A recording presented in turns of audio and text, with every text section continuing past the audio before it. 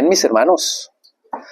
Quisiera como hacer un pequeño paréntesis en relación a lo que hemos visto, y es que nosotros comenzamos con la vida de Jacob y vimos un antes y un después. Cuando Jacob evidentemente no seguía al Señor, cuando no le conocía, cuando era un hombre de casa, ese niño viejo cobijado por su mamá, ¿cierto? Entonces estuvimos viendo ese proceso de vida en Jacob y todo lo que el Señor había tenido que ir haciendo a través de él para que él mismo entendiera que es el Señor el que de alguna forma coloca ciertas situaciones para que la persona vaya en humillación a sus pies. Y pensemos en ese proceso de santificación que tuvo Jacob, lo difícil que fue, las situaciones que vivió, todo lo que pasó, para que al final de sus días él viera todo ese recorrido que hizo en su vida. Y al final esa contestación que él le da a Faraón diciendo que mis días han sido pocos y malos. Esa fue la contestación que Jacob dio a Faraón estando delante de él cuando su hijo José, luego de haber aparecido, lo presenta. Y Jacob lo que hace es bendecir a Faraón. Le bendice. Y allí posteriormente el pueblo de Israel es asentado en la tierra de Gosén. Y es una tierra fructífera por causa de las labores del pueblo de Israel. Ahora vemos nosotros, entendiendo la vida de Jacob, la necesidad de la santificación en el creyente. Y que esa santificación debe ser completa. Que esa santificación involucra todo el ser del creyente. Que ninguna de las partes del creyente puede ser excluida de la santificación que el Señor necesita que nosotros tengamos a lo largo de nuestra travesía en esta vida. Porque recordando algo, que nosotros somos extranjeros y peregrinos, y que debemos estar batallando permanentemente con los deseos de nuestra alma. Permanentemente es una batalla día tras día tras día. Es una batalla, es una lucha en la que el creyente se enfrenta cuando abre sus ojos. Y no solo eso, las preocupaciones del día a día, las situaciones que quieren disuadirlo de ir a la presencia del Señor, de buscar la asistencia de su Espíritu Santo. Así que cuando el creyente es nacido de nuevo, por esa gracia que desciende de lo alto, porque la vida y el nacimiento nuevo solo proceden de Dios, solo es de lo alto. Nadie puede comprar el nuevo nacimiento con todo el dinero de este mundo, ni siquiera teniendo el deseo de nacer de nuevo. Es que yo deseo nacer de nuevo. Ni siquiera eso podría crear el efecto de que la persona nazca. Hay un deseo, pero ese nacimiento solamente se produce por la gracia del Señor en el corazón de cada individuo. Nadie más lo puede hacer, solo el Señor. Así que en el momento en el que la persona nace de nuevo, comienza ese proceso de santificación a lo largo de su travesía. No antes. ¿Cómo se va a santificar una persona que no ha nacido de nuevo? A lo mejor se abstenga de ciertas prácticas que lo único que van a lograr es que la persona comience a latigarse porque ha fallado. Eso es lo único que va a lograr. Son prácticas que quieren cortar con los usos indebidos de la carne. Y entonces esto se convertiría en una carga y en un yugo muy pesado, ¿sí? Porque no ha nacido de nuevo, porque al final el Señor no ha puesto su espíritu en él, ¿sí? Entonces luego de ese nacimiento de nuevo comienza ese proceso de santificación en toda su vida. Y hay algunos versos que quisiera que leyéramos, mis hermanos, y están en el Salmo 24. Para que lo tengamos allí. Sin embargo, antes quisiera hacer como un pequeño apunte histórico en relación a esto. Y es que algunos dicen que los salmos tuvieron una duración aproximadamente para componerse en su totalidad de unos 1000 años. Recuerde, son 150 capítulos y esos 150 capítulos tuvieron una duración de aproximadamente 1000 años para ser compuestos. Muchos de ellos los escribió David, otros Coré, otros Asaf, uno de Moisés y otros que no conocemos el autor. ¿Sí? Pero en los Salmos está consignada una historia de 1000 años. 1000 años de dolores, 1000 años de poesía, 1000 años de cánticos, también queja. Entonces los Salmos es algo sumamente enriquecido y abarcan desde el periodo mosaico hasta el regreso del exilio babilónico. Un periodo de aproximadamente 1000 años. Así que en esos 150 capítulos usted va a encontrar una historia de 1000 años en forma de cánticos, poesía y demás. Entonces, aquí nosotros podemos ver que el libro de los Salmos definitivamente es un libro precioso. Y encontramos muchas expresiones allí. Algunos eruditos creen que fue Esdras el que hizo la compilación final para que pudiéramos tener todo el contenido de los Salmos hasta el día de hoy. Pero pensemos también en esto, que en la antigüedad no tenían la escritura como nosotros la teníamos el día de hoy. No la tenían. Evidentemente estaban divididos por libros, pero no tenían la facilidad que nosotros tenemos el día de hoy. Pero para aquel entonces no existían ni los capítulos ni los versículos. El libro de los Salmos está dividido en 5 libros. Eso hacía o facilitaba la tarea de buscar ciertas secciones. Pero la escritura en general no tenía ni capítulos ni versículos. Entonces usted se imagina andando con rollos, cueros, distintos tipos, ¿no?, de escrituras, leyéndola. Y el privilegio que ellos tenían al estar escuchando las escrituras. ¿Cómo se gozaban? ¿Cómo ellos anhelaban escuchar la palabra de Dios? ¿Cómo querían que alguien la leyera? No todo el mundo la leía. No todo el mundo tenía esa capacidad. Realmente el privilegio que nosotros tenemos hoy en día es excesivamente grande. Es un privilegio enorme. Y quiero también hacer un paréntesis allí, es que estos días mi esposa estaba escuchando un testimonio de un hombre. Es un testimonio como de hace 8 o 9 años, no sé.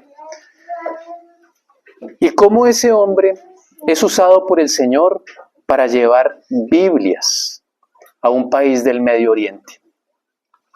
Una sola Biblia que él pasara a ese país arriesgaba su vida, su integridad. ¿Sabe cuántas Biblias logró pasar en una oportunidad? 900. 900 Biblias. Es una cosa impresionante que no cabe en ninguna cabeza. Y en uno de esos episodios que él cuenta y empieza a narrar, dice que llegó a un lugar, el Señor lo condujo, un hombre le abrió, creo que era pastor, no sé, y él le dijo que traía unas Biblias. Voy a contar a grandes rasgos porque no recuerdo muy bien, lo estaba escuchando por los lados. Pero resulta, hermanos, que cuando este hombre llega, lo que le dice ese pastor o ese hombre es que ese hombre creía que el Señor se había olvidado de ellos porque no tenían Biblias. Y lo que le va a decir, usted es la respuesta a nuestras oraciones. Después de tanto tiempo, a lo mejor 5 años, sin poder tener este libro, llorando, orando, rogándole al Señor. Y llega alguien que ni siquiera lo conoce, toca la puerta y es que yo traigo no sé cuántas Biblias. Y ese hombre se sorprende, pero ¿cómo las pasó? Si usted está acá, no le ocurrió nada. Entonces imagínese el gran privilegio que usted tiene al tener este libro. Y como mis hermanos oraban, o decían, aún no somos perseguidos, aún podemos reunirnos, que no menospreciemos la Biblia, que no menospreciemos lo que el Señor nos está dando, mis hermanos, porque realmente es necesario que tenga un valor en nuestro corazón. Y ahora sí quisiera seguir con esto, que en el siglo XIII, un erudito británico, Stephen Langton, fue el que se encargó de dividir la Biblia en capítulos para hacernos más fácil a nosotros la búsqueda. Él hizo su primera parte que fue en capítulos. Y esa división que hubo después, la que se introdujo de versículo por versículo, fue aproximadamente en el siglo XVI, gracias al trabajo de Santes Paganino y Robert Stein. Bueno, no sé cómo se menciona, pero imagínense, dos hombres involucrados para que nosotros tuviéramos la escritura de fácil acceso, para que pudiéramos encontrar los libros de manera sencilla, los versículos, marcarlo. O sea, todo el trabajo que ha hecho el Señor a través de hombres que ofrendaron su vida para que usted y yo podamos tener las escrituras al día de hoy en un compendio fácil y sencillo de leer. Y que usted puede ir a una tienda o una librería nuevo o de segunda y puede encontrar allí cualquier Biblia, la que se acomode a sus necesidades. Entonces, hermanos, yo creo que nosotros en este tiempo tenemos que ser excesivamente agradecidos por la providencia del Señor, de que nosotros podamos contar con su palabra. ¿Sí? La primera Biblia que salió al mercado con capítulos y versículos fue la Biblia de Ginebra, 1560 en Suiza. A partir de allí, las demás Biblias comenzaron a salir como las que ustedes y yo tenemos hoy día. Ahora sí, habiendo hecho ese preámbulo, mis hermanos, quiero que meditemos un poquito en el Salmo 24. ¿Sí? Vamos a tomar únicamente 3 versículos. Pero antes de esto, quiero que pensemos que este Salmo 24 está ubicado en el primer libro de los 5 que componen toda la colección de salmos. Pero si usted se fija, antes de ese 24, pues evidentemente está el Salmo 23, que es el que nos dice: Jehová es mi pastor, nada me faltará. ¿Sí? Ese Salmo 23 que nosotros tenemos como una gran promesa. Y allí es donde el Señor habla que junto a aguas de reposo me pastoreará, confortará mi alma y me guiará por sendas de justicia por amor de su nombre. Versículos 3 y 4. Y también promete que aunque andemos en valle de sombra, no temeremos mal alguno, porque Él estará conmigo. Tu vara y tu cayado me infunden aliento. Y este es el precioso Salmo 23. Pero si usted uniera estos salmos y le restara los capítulos y los versículos, esto solamente quedaría consignado en el primer libro y sería como si fuera una sola lectura. Y usted puede verlo, y entonces comienza el 24 en el versículo 1.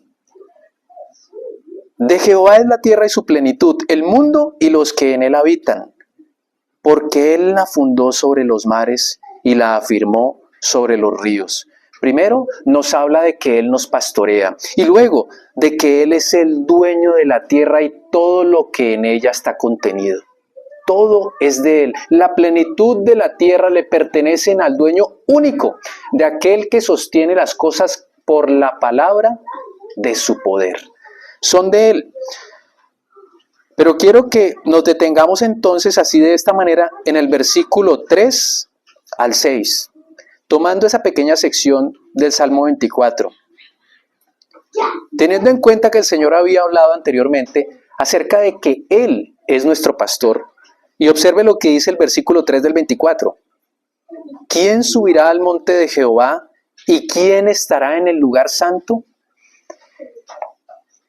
Esta frase se presenta en forma de pregunta. ¿Quién subirá al monte de Jehová y quién estará en el lugar santo? Es la pregunta que formula David para cada uno de los lectores de este libro, de nosotros. Pero además de esta pregunta, entonces nosotros damos cuenta que David ya había hecho esa misma pregunta y está en el Salmo 15:1. Y quisiera que lo miráramos, porque son paralelos.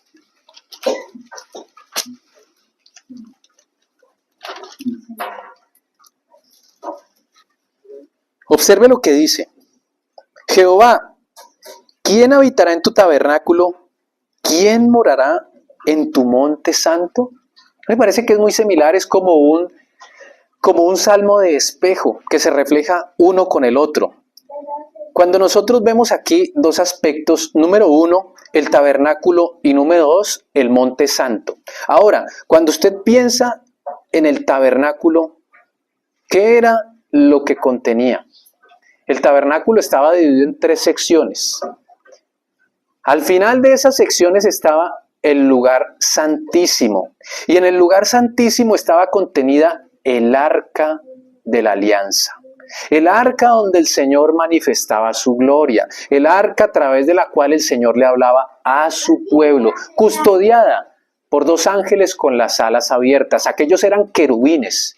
Y el arca tenía dentro el maná, la vara de Aarón y las tablas del pacto. La vara que reverdeció, recordando la rebelión del pueblo de Coré que se había levantado en contra de los propósitos del Señor de tomar un hombre para que hiciera parte del sacerdocio conforme a su voluntad. El maná representando en todo esto la provisión del Señor en fe.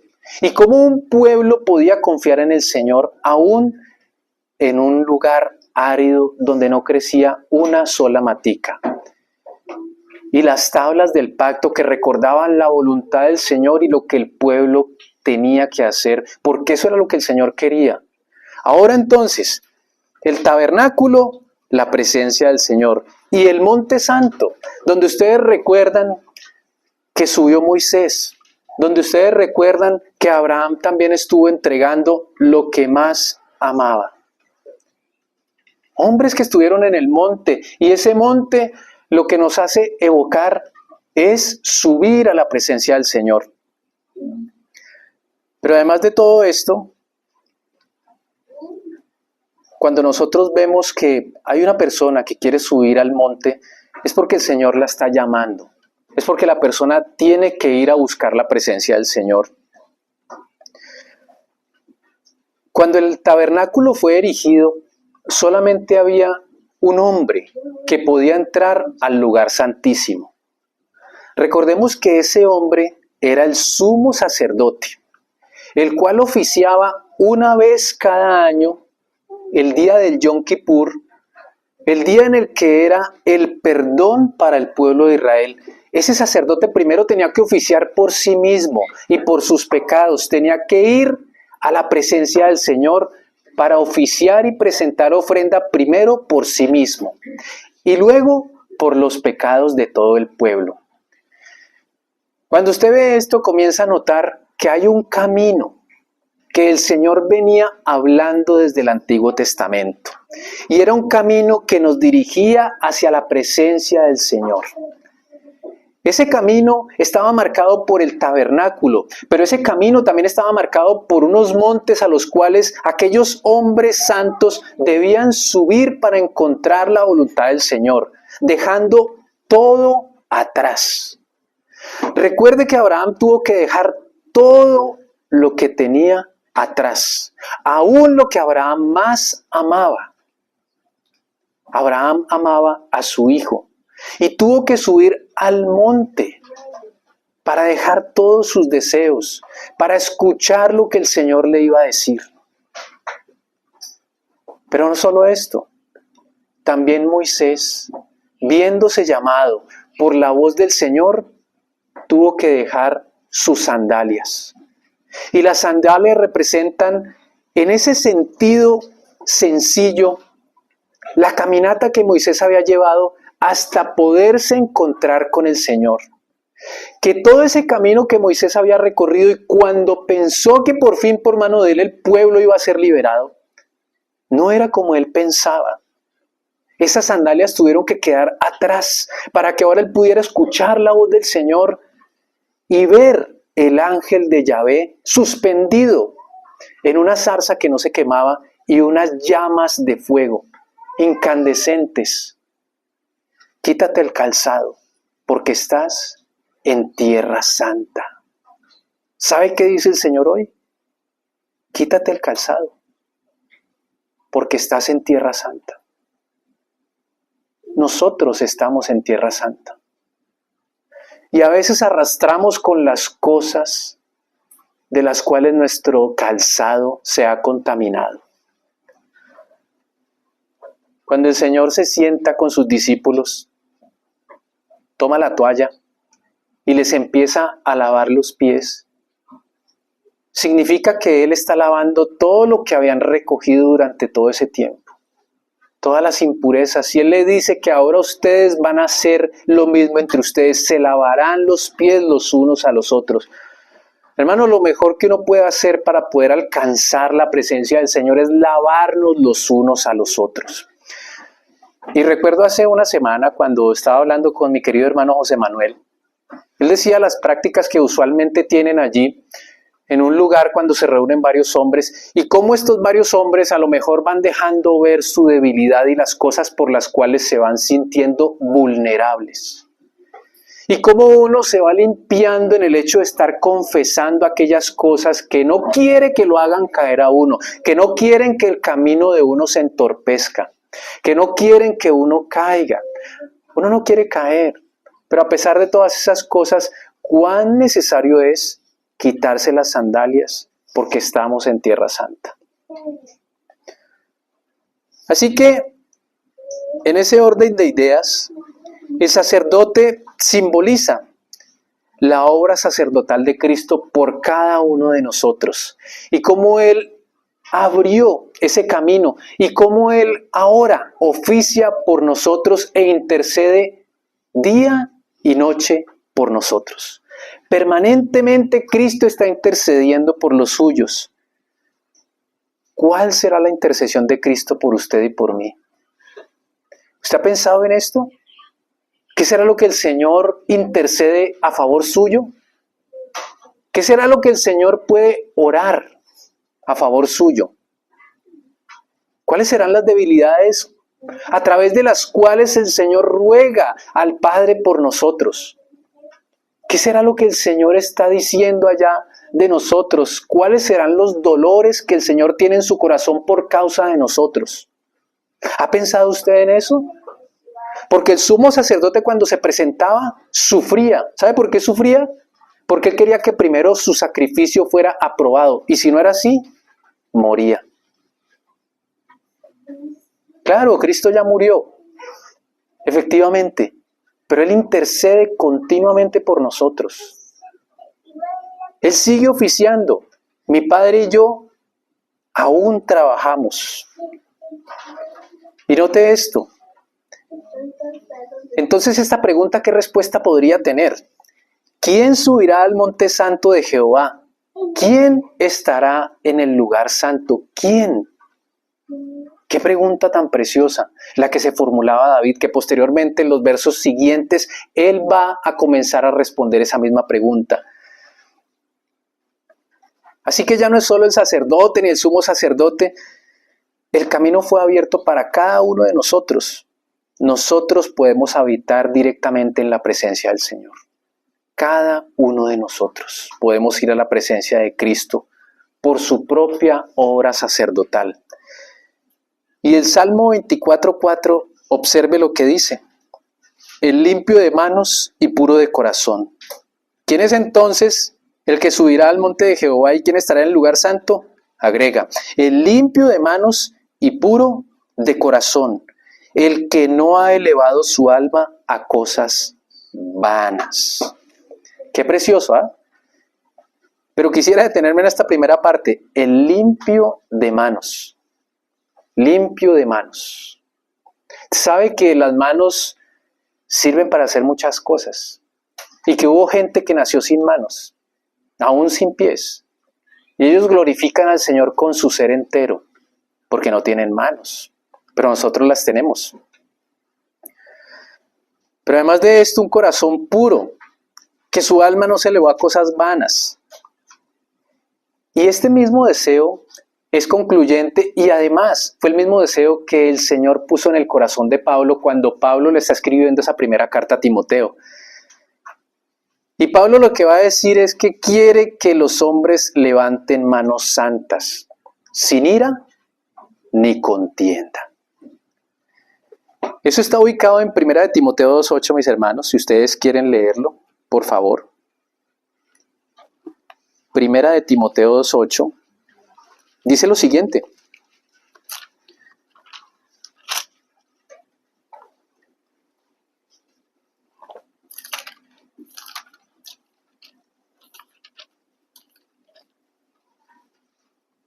Quiero pues que los hombres oren en todo lugar, levantando manos santas, sin ira ni contienda.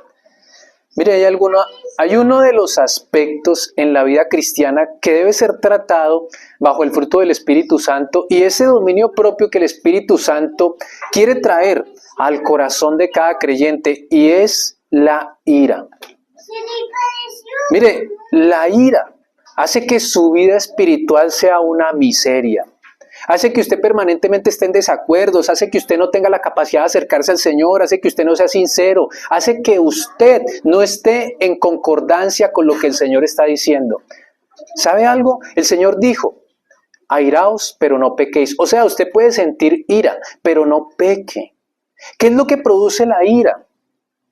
¿Qué es esa situación que enerva su corazón y lo saca de todo raciocinio que usted pueda tener en su vida? ¿Qué es lo que infunde esa ira en usted? ¿Por qué no se sienta y se calma y comienza a pensar antes de que comience a irarse? Y sabe, yo creo que todos hemos sido presa de iras. Y esas iras, ¿cómo nos han hecho pecar no solamente contra el Señor, sino contra otros? Ahora, una persona que siente ira, ¿de qué manera podría levantar manos santas al Señor? No podría. Y yo meditaba en esto, y hay unos ciertos factores que pueden desencadenar esa ira, y uno tendría que comenzar a identificarlos. ¿Qué es lo que está generando esa ira que me enferma, que produce estrés, que me agobia, que no me deja tranquilo? Y sabe algo tan sencillo como esto, y es que uno puede sentir ira porque las cosas no son como yo quiero. A veces un horario. Si el horario se corre media hora o una hora en familia, entonces ya está completamente desequilibrado, está disgustado o está disgustada, las cosas no se hacen como yo quiero, yo soy el que tiene la razón. El Señor nos perdone y nos ayude, porque la soberbia es enemigo de la espiritualidad. Y la ira puede incluso dañar un matrimonio. La ira puede dañar un hijo. La ira puede despertar una raíz de amargura en una persona. Porque el Señor nos ayude y que podamos nosotros no tener ira, no ser contenciosos, y menos entre nosotros, menos en un hogar cristiano, porque allí no está el Señor. El Señor no está donde hay una persona iracunda que no acepta y que no agacha su cabeza, aún conociendo las Escrituras. ¿Sabe? Dice la Escritura que no vale la pena corregir a un necio, porque lo que se gana uno o se busca son problemas. Pero cuando uno corrige a un sabio, el sabio acepta y agacha la cabeza. Así que usted se puede dar cuenta qué tan sabia es la persona a la que usted pretende corregir, cuando no tiene ese sentido de ira encima. Así que lo primero es identificar aquellos detonantes que comienzan a ejercer en usted ese malsano sentimiento de ira. ¿Sí? Es identificar eso. Pero note esto. Dice que quiero que los hombres oren en todo lugar. Miren lo importante de todo esto. Y es que una persona que tiene una comunión estrecha con el Señor, claro, seremos tentados en todo tiempo, pero una persona que tenga una comunión estrecha con el Señor va a comenzar a dejarse guiar por su espíritu y evidentemente tendrá algo de dominio propio en su corazón. Pero cuando esa comunión es tan pequeña o es tan corta, pues definitivamente el Señor no va a poder trabajar.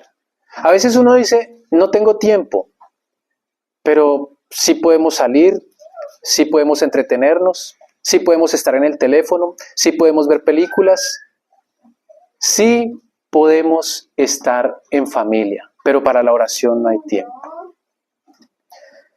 Entonces, hermanos, quiero que los hombres oren en todo lugar, es el deseo del apóstol Pablo. En esa carta pastoral que le está escribiendo a Timoteo, oren en todo tiempo, que levanten manos santas, sin ira ni contienda. Pero además de esto, dice Pablo que se requiere un corazón puro.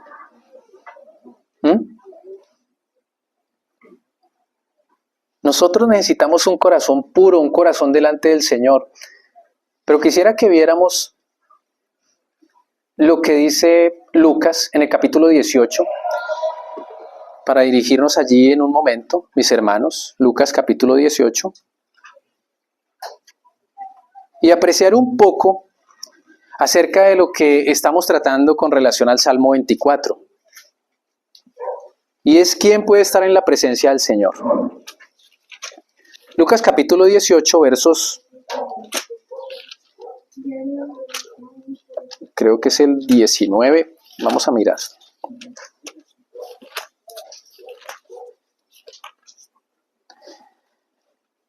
Lucas capítulo 18, versículo 9, en adelante, mis hermanos.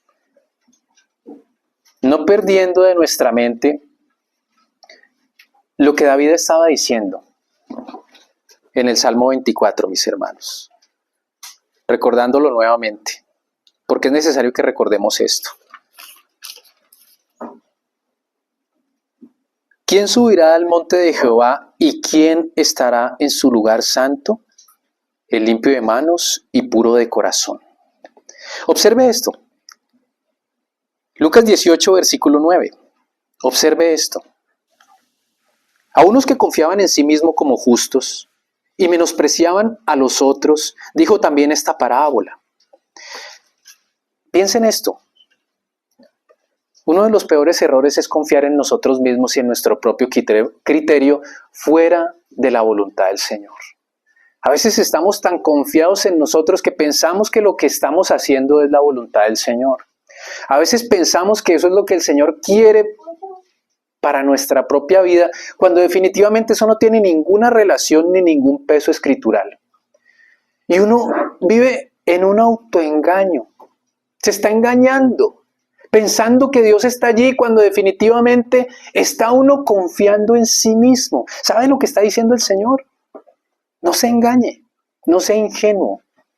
Está diciendo el Señor que le estaba diciendo a algunos que confiaban en sí mismos, que se creían justos.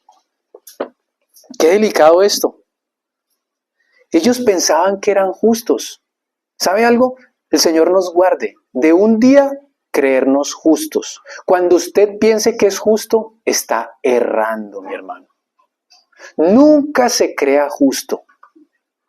Nunca ponga esa tabla de medida en usted por más valor que usted le ponga a una situación que el Señor le permita hacer. Nunca se crea justo. Siempre vaya a los pies de Cristo. Señor, ayúdame. Porque siempre vamos a necesitar su asistencia. ¿Y sabe qué síntoma tienen estos justos? Que van a empezar a menospreciar a los otros. Dice que menospreciaban a los otros, hermano. Y a veces nosotros caemos en ese pecado de estar menospreciando a unos con otros. O a lo mejor me gusta más este que este. No, es que este es mejor. Uy, hermanos, el Señor nos guarde de eso. Es un pecado terrible. Recuerde que la nación de Israel tuvo muchísimos problemas debido a todo esto. También fueron menospreciados. Y allí el Señor continúa con esa parábola. Dice, 2 hombres subieron al templo a orar. Uno era fariseo y el otro publicano. El fariseo, puesto en pie, oraba consigo mismo de esta manera. Mire, nosotros en alguna oportunidad hemos hablado de esto. Y lo interesante que dice la Escritura, que dice que nosotros debemos orar en el Espíritu. Y orar en el Espíritu no es más que tener un corazón presto en ese momento para estar humillado delante del Señor, suplicándole su asistencia y suplicando que dé luz a nuestros corazones. Pero es interesante que este fariseo que estaba puesto en pie estaba orando con él mismo. O sea, él pensaba que estaba orando con el Señor, pero su situación y su engaño en el que estaba metido no le dejaba ver que él no estaba orando al Padre, sino que estaba orando para sí mismo, estaba orando cosas que estaban llenando su corazón. Y sí, a lo mejor eran vivencias y experiencias que él tenía, oraba, ayunaba, hacía todo, pero estaba orándose a sí mismo. Allí no estaba Dios. Y el Señor utiliza esta parábola para que nosotros meditemos en esto. ¿Cuántas veces nosotros hemos orado y nuestra oración ni siquiera ha pasado del techo? Dos aspectos. Número uno, cuando uno tiene problemas conyugales y no han sido resueltos, no ore. Esa oración no va a servir, porque hay un desacuerdo completo. Número dos, no se crea justo, porque esa oración no va a servir. Número tres, no menosprecie a su hermano o a su hermana, porque eso hace que usted se crea justo sobre ellos cuando el único justo es el Señor. Tampoco va a servir. Y allí entonces, él lo que va a decir es lo siguiente. Observe, mencionando el nombre, Dios, te doy gracias porque no soy como los otros hombres. Oh, gloria a Dios. Era un hombre inmaculado. Era un hombre que no tenía pecado. Señor, yo no soy como ellos. Gracias. Soy mejor que ellos. Increíble, ¿ah? ¿Y cómo eran ellos? Ladrones, injustos, esos son adúlteros, viven viendo para codiciar y tienen su corazón envenenado. A lo mejor diría muchas otras cosas. Ni aún como este publicano miserable. Ese publicano era un miserable porque yo soy un justo.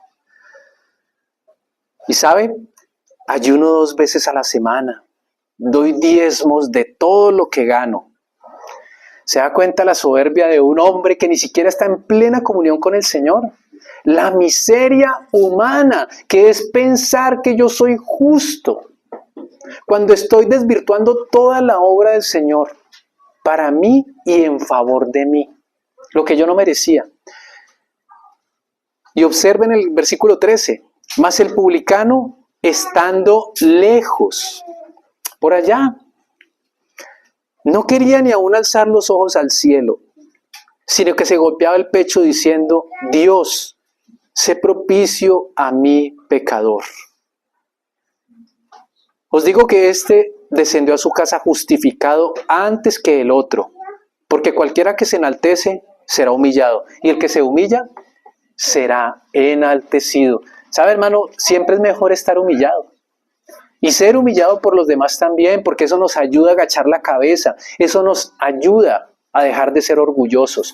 Cuando yo no quiero abandonar mi orgullo a los pies de Cristo, mi tosudez, mi necedad, mi soberbia, el Señor manda instrumentos, hermano, para que le den como un martillo a usted en la cabeza y tengan que irlo enterrando poco a poco, hasta que la tierra le cubra la cabeza y usted se dé cuenta, Señor, perdóname. Soy un pecador, he sido injusto, he menospreciado, no he tenido acuerdo ni siquiera aún con mi propia pareja. ¿Sabe por qué?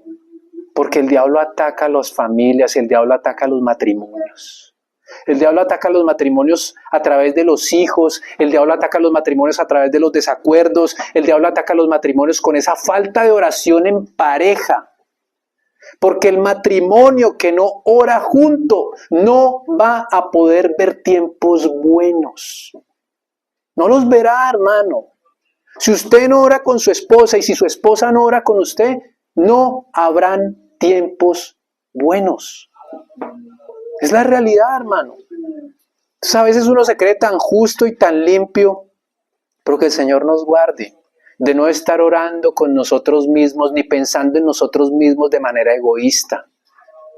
Y aunque nuestros hijos estén grandes, ya estén criados, que ellos tengan el espejo de que tienen padres piadosos, padres sinceros, padres esforzados, padres que aunque sus hijos los humillen, agachan la cabeza Y un día ese hijo se verá movido por el amor y llegará a los pies de Cristo.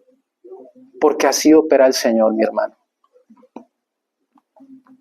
El Señor es tan santo y tan soberano. Entonces, hermanos, ¿cuán necesaria es la santificación? Limpio de manos, levante manos santas, puro de corazón, que sea justo conforme a la justicia del Señor,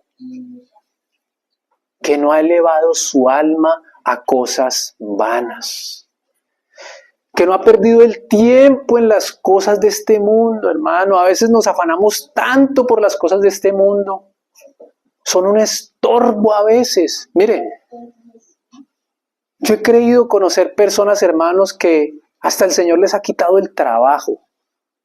¿Sabe por qué? Porque no lo han mirado primero a Él. Porque el Señor al que llama, esa persona tiene que ir a sus pies, al que llama, hermano.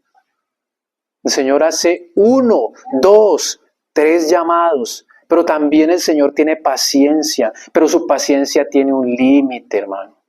Su amor es eterno, incondicional, sus atributos en esencia son eternos, le pertenecen a Él porque tiene atributos que son incomunicables, pero su paciencia tiene un límite. Hermano, hay cosas que nosotros tenemos que poner a los pies de Cristo, hay cosas que aún necesitan ser resueltas de nuestra vida con Él. Y una de ellas fácilmente y de manera sigilosa puede ser nuestra soberbia, nuestra ira. Somos contenciosos, somos contenciosos, hermano. El Señor tenga misericordia de nosotros, porque el Señor no quiere un pueblo que esté contendiendo unos con otros y menos en un hogar, porque el Señor lo que primero quiere santificar es la familia. La familia debe ser santificada. ¿En quién? En Cristo.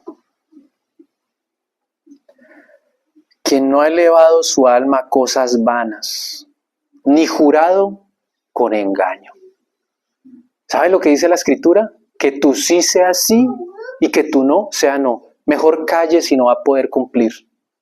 Porque no solamente peca contra su hermano porque usted le faltó, sino que peca contra Dios porque usted es cristiano. Doble pecado. Entonces que el Señor nos guarde en este tiempo. De verdad, la vida cristiana es preciosa, pero se puede llegar a tornar difícil cuando nosotros no damos nuestro corazón enteramente al Señor. Puede tornarse muy difícil. ¿Dónde me purifico yo? En la misma presencia del Señor. Teniendo convicción de pecado, llevando mi corazón a sus pies, diciéndole, Señor, ayúdame con esta debilidad que tengo. ¿Sabe? El Señor dio 2 armas que muchos cristianos no han descubierto. ¿Sabe cómo se llaman? Rodillas. Muchos cristianos no la han descubierto y sabe que ahí están. Jamás las han utilizado, y si las han utilizado una vez es porque algo les faltó ese día. O les faltó el sustento, o se quedaron sin trabajo, o un hijo se metió en problemas. Allí sí fueron de rodillas. Pero cuando están bien, esas 2 armas se olvidan por completo. Hermano, utilice esas 2 armas. Yo le doy mi palabra. Delante del Señor se la doy. Que si usted utiliza esas 2 armas, el Señor se glorificará en su vida. Eso se lo aseguro. Así que, hermanos, subir al monte es tener convicción de pecado. Subir al monte es utilizar las armas que el Señor nos ha dado. Subir al monte es permitir que el fuego de su Espíritu Santo queme la más profunda de las inmundicias que está asentada en nuestros corazones. Eso es subir al monte. Ver las llamas del Señor que no consumen la zarza. Ver al Señor en gloria manifestado en mi vida y que los demás vean que mi vida es un referente para ellos, que mi corazón no tiene doblez, que no tengo una doble personalidad, que siempre seré el mismo. Es un hombre en el que no hay engaño. Qué precioso el Señor. Salmo 32:6, mis hermanos. Ahí cerquita del 24.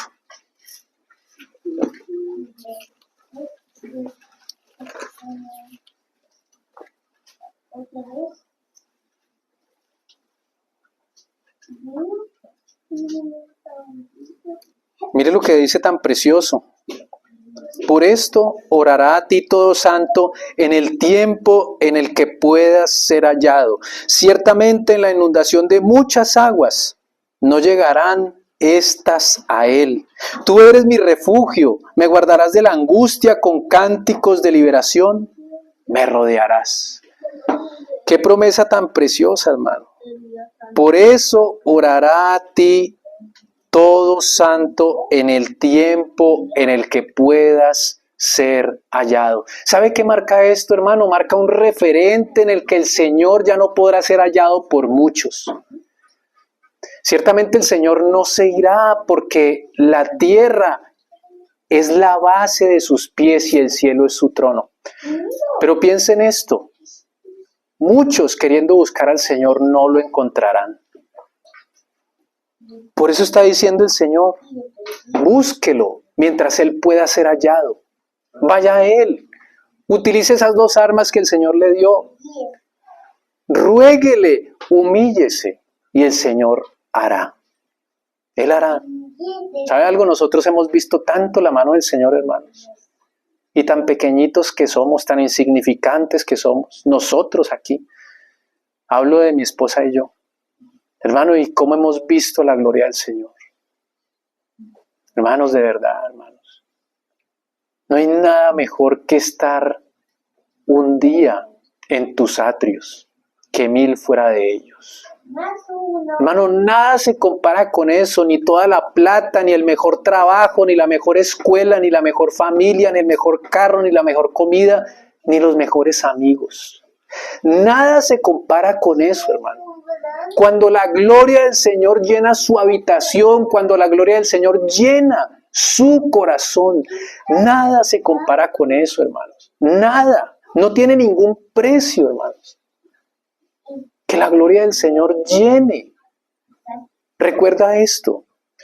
Salomón estaba puesto de rodillas frente a todo ese pueblo, levantando una oración. Humillado delante del pueblo siendo el rey. Se arrodilló siendo el rey. Y el pueblo lo veía. Levantaba sus manos. Cuando él terminó la oración, ¿qué pasó? La gloria de Dios descendió en el templo. Se llenó, hermano, se llenó de la gloria de Dios. Nunca más volvió a ser lo mismo una casa vacía, hermano. Donde no está el Señor. Es una casa vacía, hermano. A lo mejor pueda que tenga oro, pueda que tenga la mejor cerámica, hermano. Pueda que sea lo más preciosa que el Señor haya dado, pero si no está el Señor es una casa vacía que no sirve para nada. Entonces, hermano, por esto orará a ti en todo tiempo, todo santo.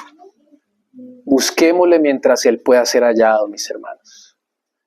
Esto es un tiempo en verdad que necesitamos orar y consagrar los corazones y esperar en el Señor.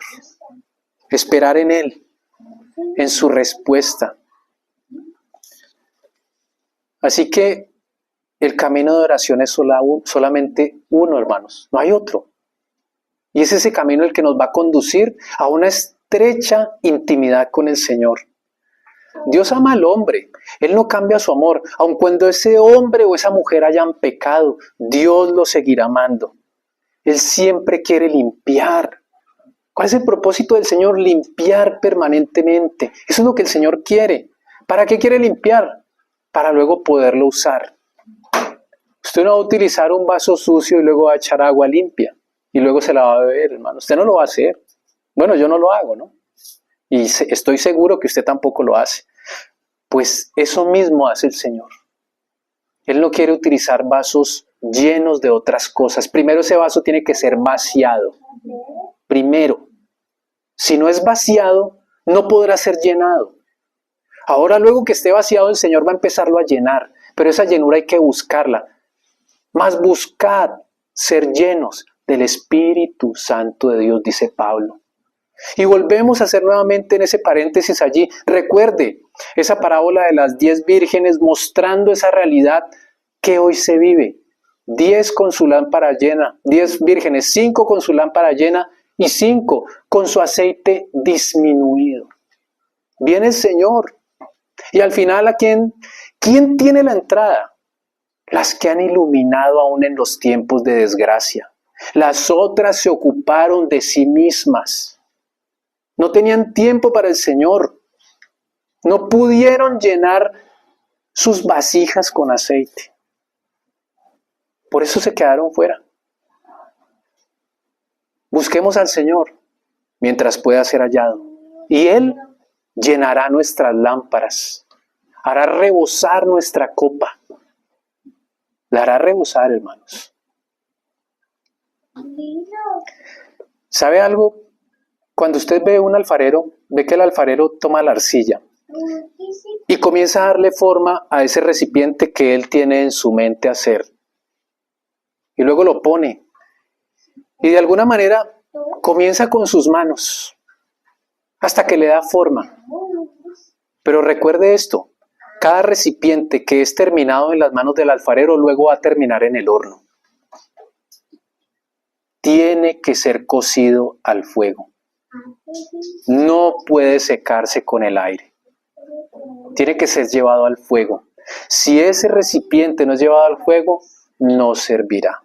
Y asimismo como la plata y el oro se purifican por fuego, asimismo los recipientes de barro que el Señor tiene para Él tienen que ser purificados por fuego. ¿Para qué? Para que sean vasos de misericordia que contengan toda su gracia.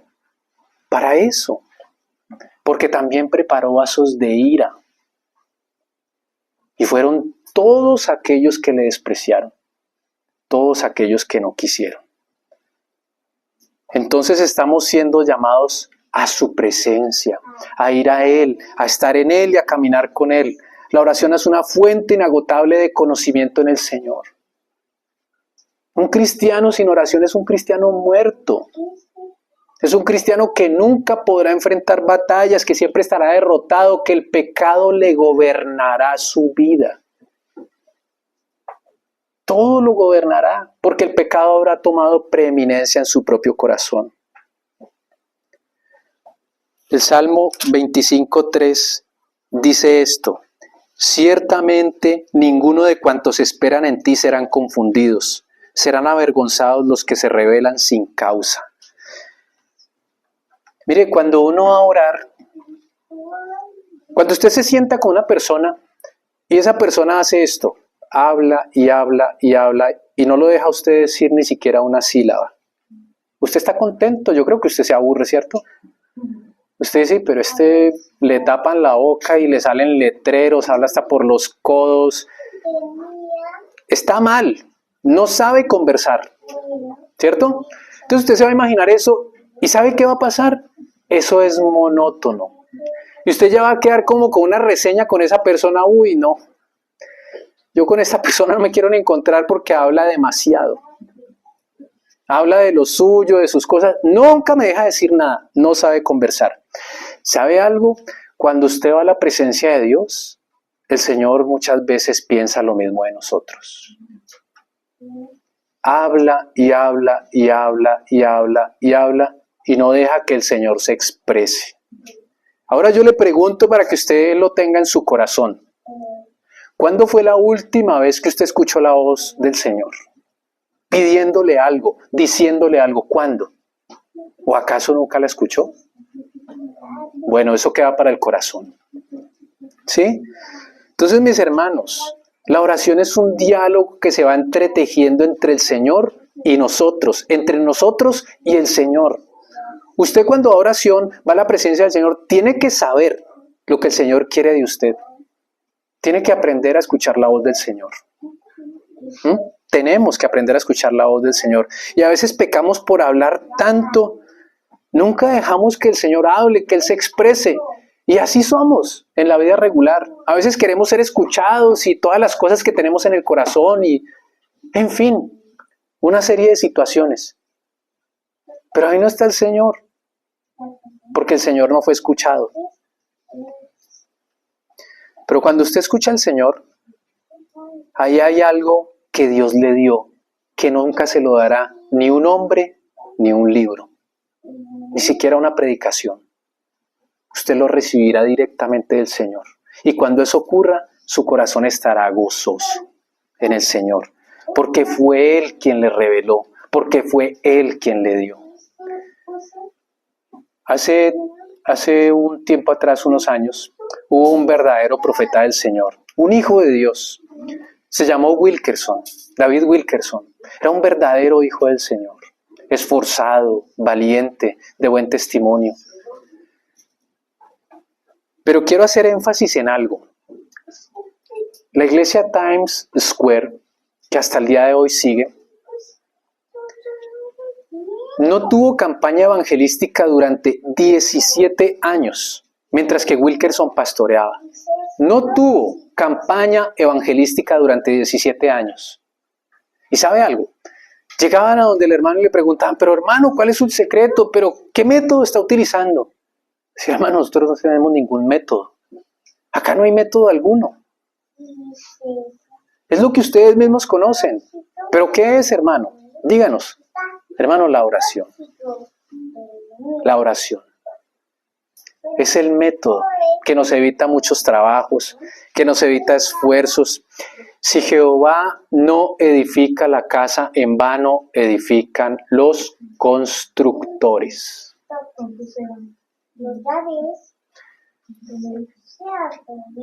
Imagínese usted esto, que si Jehová no edifica, no hay nadie más que pueda construir. Entonces el llamado para nosotros es a rendir nuestro corazón delante del Señor para que podamos orar como un solo hombre y en un solo nombre. Amén. Cuando yo estaba estudiando esto, el Señor tocó profundamente mi corazón, porque pienso que todos somos fluctuantes en muchas áreas de la vida. Y pienso que el área de la oración es un área muy sensible y es muy atacada. No solamente en la vida del creyente, sino en la vida de iglesia. Porque la iglesia tiene vida, porque el Señor está en ella. Pero si el Señor no está en ella, no tiene vida. Amén. Amén, hermanos, vamos a orar, dándole gracias al Señor por su palabra. Oh Señor y Dios del cielo, delante de ti estamos y nuestro corazón tú lo conoces, Señor. Señor, nosotros sabemos que con tu mano plantaste vida, Señor. Que la vida fue por la palabra que fue expresada de tu boca, Señor.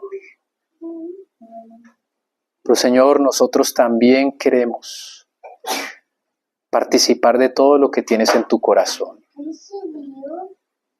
Ayúdanos, Señor, a encontrarte en esa intimidad y a poder saber lo que tú quieres para cada uno de nosotros, Señor. Ayúdanos, Señor, a estar postrados delante de ti en santidad, Señor, y humillación. Señor, no queremos hablar con nosotros mismos. No queremos ser más justos que nadie, Señor. Pues el único justo eres tú, Señor. Señor, queremos subir al lugar alto, Señor. Queremos entrar en tu presencia, Señor. Ayúdanos, Señor. Somos débiles. Somos pequeños, Señor. Pero reconocemos que tu llamado es a tu presencia, Señor. Queremos estar donde tú estás, Señor. No nos mandes solos, Señor. Ayúdanos, Señor, a confiar plenamente en ti, a tener un corazón dispuesto a escuchar tu voz, a estar postrados con todo nuestro ser a tus pies, Señor. Señor, que tu palabra produzca fruto abundante en cada uno de nuestros corazones. En el precioso nombre de tu Hijo hemos orado y por la gracia de tu Espíritu Santo, Señor. Amén.